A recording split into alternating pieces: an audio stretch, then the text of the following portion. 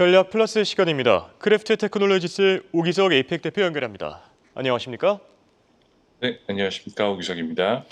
네, 잭슨 호일 미팅이 개막했고요. 올해도 시작 전부터 많은 관심을 받고 있는데요. 어떻게 보고 계십니까?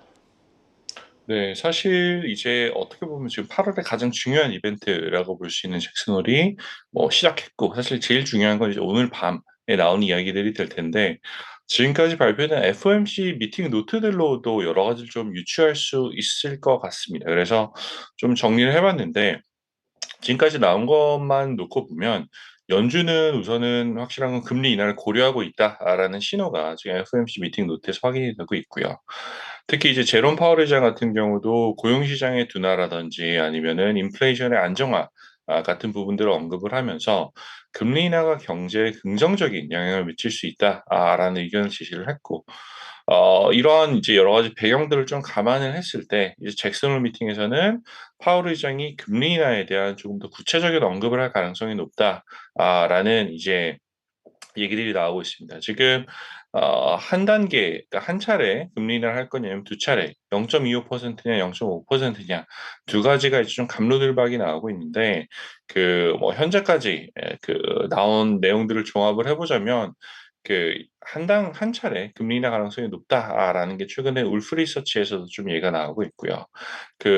이런 뭐 여러 가지 이제 전문가들도 이제 예측하고 있지만 결국은 그 오늘 밤에 나올 이제 파월 연준 의장의 발언에 이제 시장 참가자들이 집중할 것이다. 라는 게 이제 현재 시장의 가장 큰 기대가 아닌가라는 생각을 하고 있습니다. 네, 말씀하신 대로 파월 회장의 발언이 가장 중요하겠죠. 그런데 최근 뱅크 오브 아메리카의 리포트를 보니까 파월 회장이 7월 FOMC 회의의 발언을 다시 반복할 가능성이 높다라고 밝혔는데요.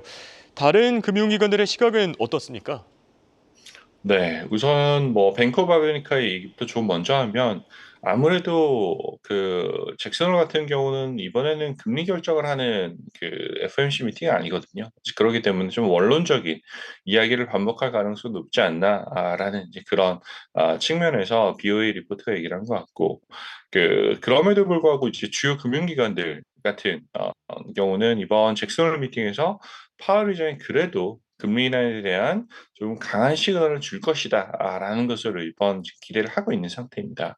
음 이 페드와치 데이터를 보더라도 시장은 사실 이번 9월에 금리 인하 가능성을 100%로 보고 있거든요. 지금 한 75% 정도는 한 단계, 한 차례 금리 인하할 것이고 나머지 한 25% 정도의 가능성에서는 두 차례 빅 스텝 컷을 할 것이다. 라는 뭐 이런 기대가 있지만 어쨌든 금리 인하 자체는 지금 100% 일어날 것이다라고 현재 보고 있는 상태인데 뭐 이런 기대감 같은 경우는 최근에 발표된 경제 지표들이 아무래도 금리 인하와 관련해서는 그 금리 인하에 대한 의사결정을 서포트하는 형태로 나타나고 있다라는 점을 이제 참고할 만할 필요가 있고요.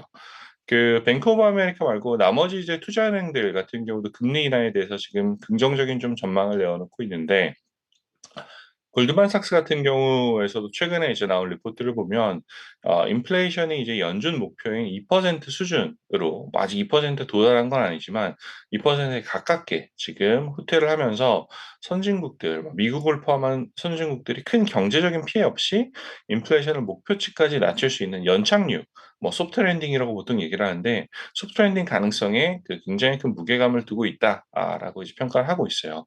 그래서 이런 전반적인 상황을 봤을 때 이번 잭슨 홀 미팅에서 실제로 파월 의장이 이번에 금리를 할 것이다, 안 할 것이다, 라는 정도 발언이 나오지 않는다라고 하더라도 시장은 충분히 이제 긍정적인 시그널을 캐치할 가능성이 높다라고 생각을 하고 있습니다.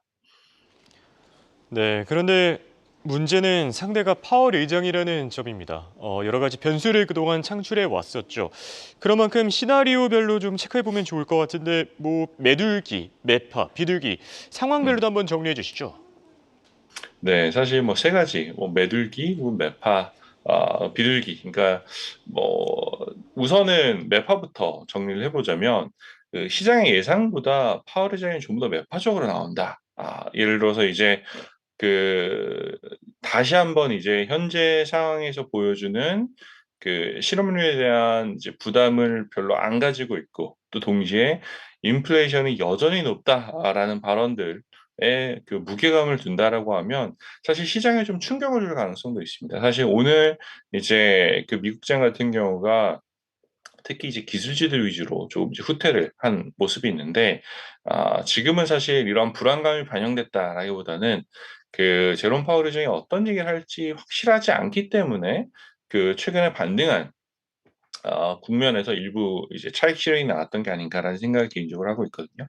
다만 정말로 파월 의장이 금리 인하에 대한 언급을 뭐 최소화하고 경제 성장이나 인플레이션 압박에 대한 의지를 강조한다라고 하면 주식 시장은 사실 이걸 정말 안 좋은 시그널로 받아들일 가능성이 높다 라고 이제 볼 수가 있고요.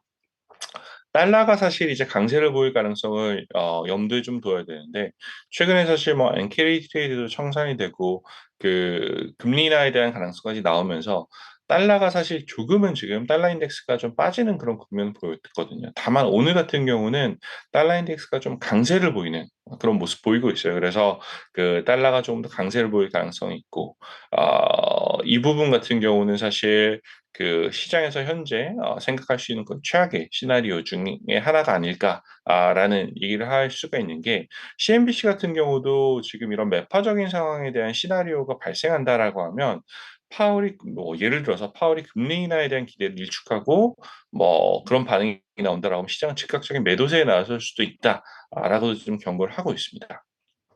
다만 사실 이제 매파적으로 나올 경우는 가능성이 그렇게 높지 않다. 퍼센트로 치자면 한 10% 미만 정도의 확률이 아닌가라는 생각을 하고 있고요.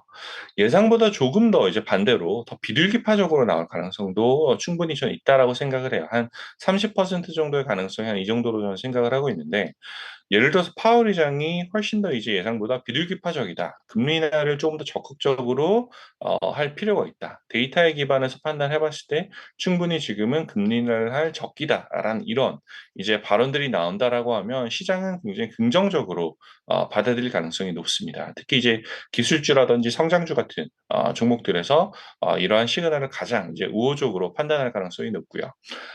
최근 들어서 이제 그 뭐 나온 뭐 investing.com 같은 데서 나온 기사를 보면 한 55% 정도 이상의 이제 시장 참가자들이 올 한 해 동안 최소 3 차례의 금리를 예상하고 있다라는 이제 이야기들이 나오고 있는데 그 예를 들어서 파월이 비둘기파적인 발언을 한다라고 하면 이런 비율이 좀 더 올라가면서 결국 금리에 민감한 이제 종목들이 더 긍정적으로 반응할 가능성이 높다라는 얘기를 드리고 싶고요.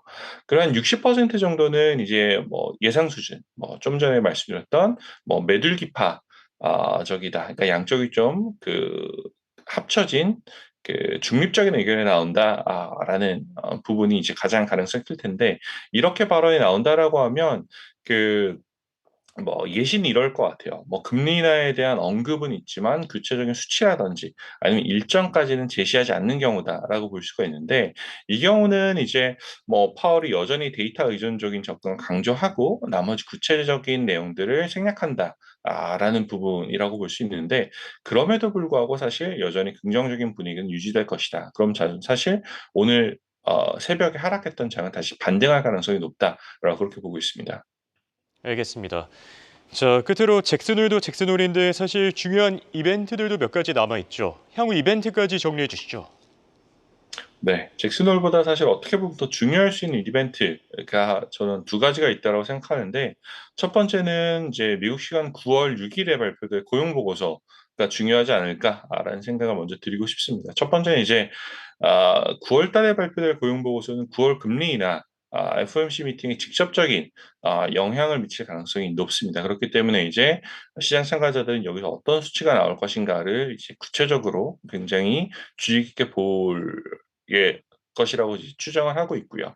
또 두 번째는 사실 이제 그 매크로 이벤트보다는 개별 기업에 대한 이야기인데 엔비디아가 사실 이 실적 발표를 8월 28일 날 이제 합니다. 그래서 지금 2 분기에 그 실적 발표를 이제 앞두고 있는데 2 분기 실적 발표를 8월 28 일에 지금 앞두고 있는데 시장에 올 하반기 최소한 앞으로 한두 달 정도의 방향성을 결정할 주요 이벤트가 될 가능성이 있다라고 생각을 하고 있거든요.